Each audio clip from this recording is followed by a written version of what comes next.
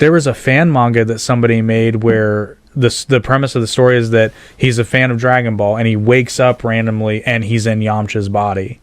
I'd be okay with it. Oh no, dude! But here's the great. Yamcha can still fly. No, man. The great premise of the story is though, because remember, this guy knows what happens to Yamcha, so he makes some different decisions, changes the whole story. Like for one thing, instead of fucking off with Bulma, because he's like, he just trains. Yeah, he elects to train instead of that, and because of that, he lives through the Battle of the Saiyans, fights Nappa. I can't remember if he wins because he trains like a motherfucker. Are these those what if stories on YouTube?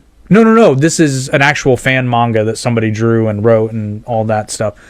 And dude, the ending, I'm going to tell you the ending because it's a fucking twist. I can't remember what it's called. But because he lives through the Saiyan battle, he goes to Namek and then he sees Guru and Guru unlocks his potential. Yeah, so Yamcha becomes not the strongest character, but significantly stronger than he was.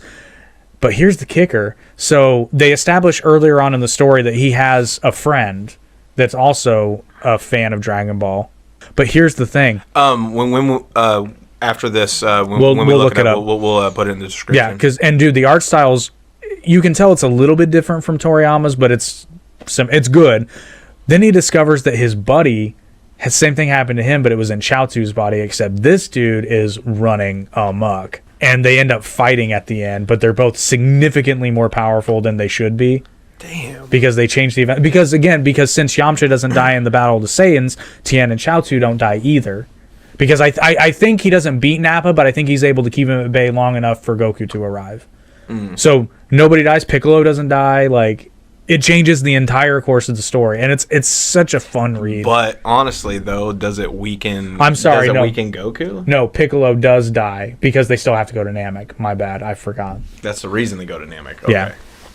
Does Vegeta not go with Bulma then? I don't know if it goes. Probably doesn't go that far. I don't think it went that far. I honestly can't remember. It's been some years since I saw it. But still, though, that's hell. It might have gotten bigger by now, and probably maybe. Well, and then so I don't know if anybody who's watching, you may not be. That's a good question, though. That is a very good question. Within that universe, you may not know the concept. So what that manga technically is, it's a doujinshi. And what that is, it literally is it's a fan manga, but a lot of manga artists go pro because they do doujinshis,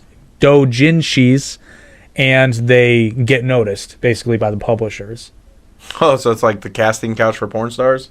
No, it's different. So they're fan manga, so you can't make money off of them because they're not your characters, but like a lot of people will do them, they'll put them online, or they actually submit them to. It's basically it's basically an audition. It's like, here's what I can do, and you have something to go off of, which is why it's useful. It's like, okay, so here's my style of this character, blah blah blah. It shows some writing props. It's a little bit easier to get noticed, but some people just do it for the love of the game. And there are some doujinshi artists that are actually just known as Toyotaro.